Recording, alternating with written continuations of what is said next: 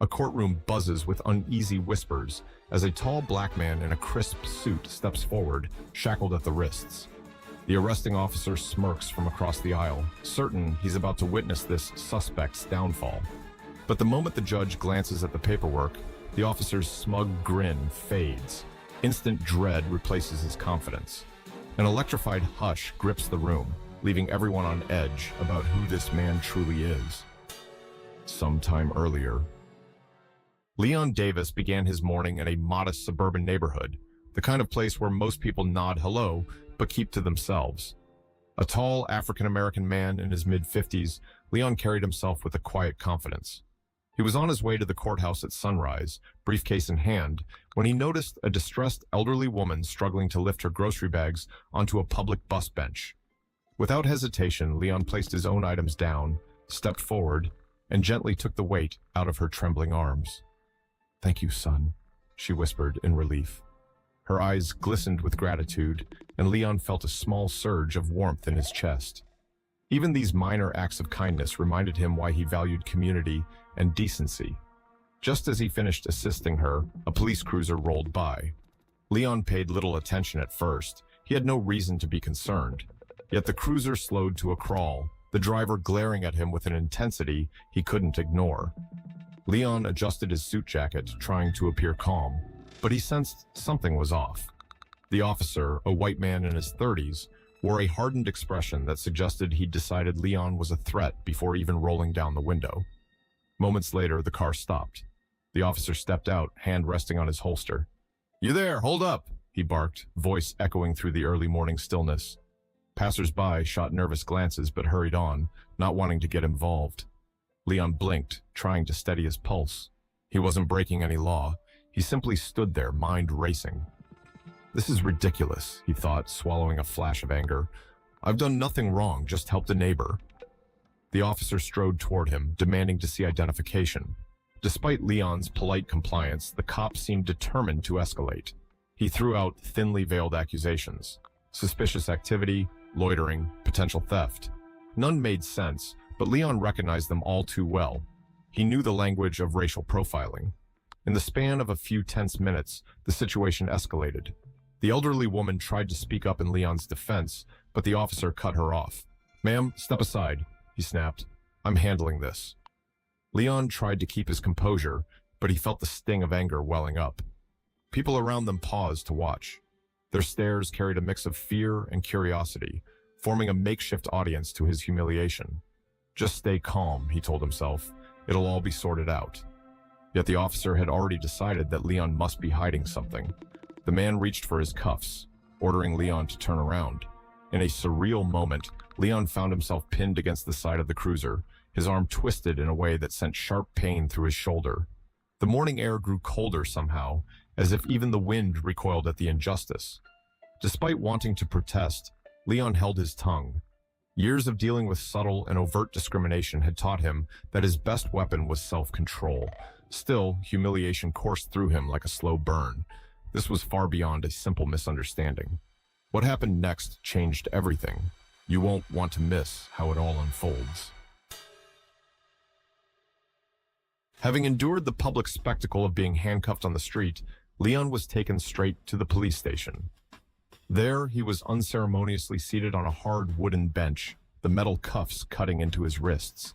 The officer who detained him paced around like he owned the place, rattling off statements about people who think they can ignore the law. Leon tried to explain his situation.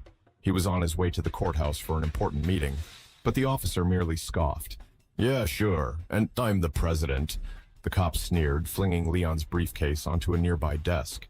Its contents, mostly neatly organized documents, spilled across the surface. Leon bristled, but forced himself to remain collected. A storm of thoughts swirled. Is this happening because I'm black? Is this officer on some power trip? How far will he take this? His frustration was tinged with dark humor, a sarcastic voice in his head wondering what the officer would say if he discovered Leon's real identity. Soon, a second officer joined in, a stocky older man who seemed less hostile but no more sympathetic. Together, they photographed Leon, fingerprinted him, and took his personal information. The booking process was humiliating, drawn out by their obvious suspicion. Every question felt like an accusation, and Leon knew they saw him not as a man who'd done a good deed that morning, but as a criminal who needed to be put in his place. Word of the arrest spread among the station staff, and a few curious onlookers peered around corners whispering. Leon caught fragments of conversation. Must have done something real bad. Or, he's too dressed up. Probably laundering money. The assumptions were laughable if they weren't so infuriating. His requests for a phone call went ignored for hours. By the time the officer grudgingly brought him to the holding cell, Leon's body was aching from tension. Yet in the midst of it all, he found a steadfast resolve. He reminded himself of the people who depended on him to stand firm. They'll see soon enough, he thought, a flicker of determination sparking in his chest. Later that day, he was informed he'd be facing a judge the next morning. Standard procedure, they said. The arresting officer made a point of smirking, as though he couldn't wait for Leon to face the full weight of the law. With an unmistakable air of arrogance, he muttered under his breath, "Let's see how tough you are in court." Leon kept his composure, meeting the officer's gaze without flinching. He'd spent his life dealing with this kind of prejudice, but rarely so blatant or personally targeted. Part of him wanted to shout the truth, to wipe that smug grin off the man's face, but he knew timing was everything. Patience had always been his strength, today more than ever. This is the turning point. Everything you've been waiting for is right here. Stay tuned to see how our hero sets everyone in their place. Morning came all too slowly. Leon, still exhausted from a sleepless night on a cold cell bench, was let out in handcuffs, escorted into the courthouse like a dangerous offender. His mind was a swirl of pent-up anger, disbelief, and a hint of satisfaction. He knew what awaited in that courtroom, and the officer clearly did not. The room hummed with low chatter as Leon entered. A few courtroom staffers recognized him, eyes widening at the sight of him in custody. They exchanged glances but said nothing, perhaps out of fear of crossing the arresting cop. The officer himself stood by, arms folded, an overconfident grin still plastered to his face. The judge took her seat, calling the room to order. Leon felt the quiet hush settle over the benches. When his case was finally announced, the hush shattered into shocked whispers. The charges read out loud, resisting arrest, suspicious behavior, sounded as thin as tissue paper to anyone who knew Leon's reputation. But the real thunderclap came when the judge acknowledged who Leon truly was, the newly appointed state's chief prosecutor. A wave of disbelief swept through the room. The officer's face drained of color so abruptly it looked like he might faint. In one moment, his bravado vanished, replaced by sheer panic. He stole a glance at Leon, suddenly realizing the weight of his colossal mistake. Leon held his head high, the dignity he'd fought to maintain finally paying off. As he calmly addressed the court, he recounted the absurd chain of events. His voice trembled slightly, not from fear, but from outrage mixed with vindication. Witness statements and surveillance footage confirmed his innocence. The judge, appalled by the blatant misuse of authority, demanded an inquiry into the officer's conduct. Murmurs rippled through the spectators. For all the officer's swagger, he now stood there sweating, his eyes darting about in desperation. Attempting an apology, he stammered excuses that seemed childish in the face of the day's revelations. The judge offered him no sympathy, making it clear that disciplinary actions were imminent.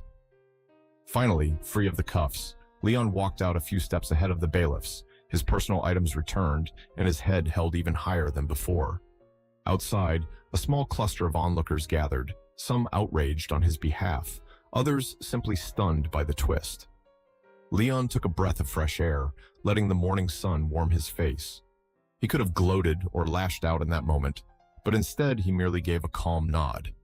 He thought about the countless people who never got a chance to fight back against injustice, who bore the brunt of harassment and bias without the protection of influence. Today's outcome was a victory, one that he hoped would echo beyond the courthouse walls, reminding everyone that prejudice can and will be exposed. He walked down the courthouse steps, not just as a man who had cleared his own name, but as someone more determined than ever to hold racially biased actions accountable under the law. Justice, in its truest sense, had prevailed. And for Leon Davis, that was reason enough to keep moving forward, ready to confront the next challenge with unwavering resolve.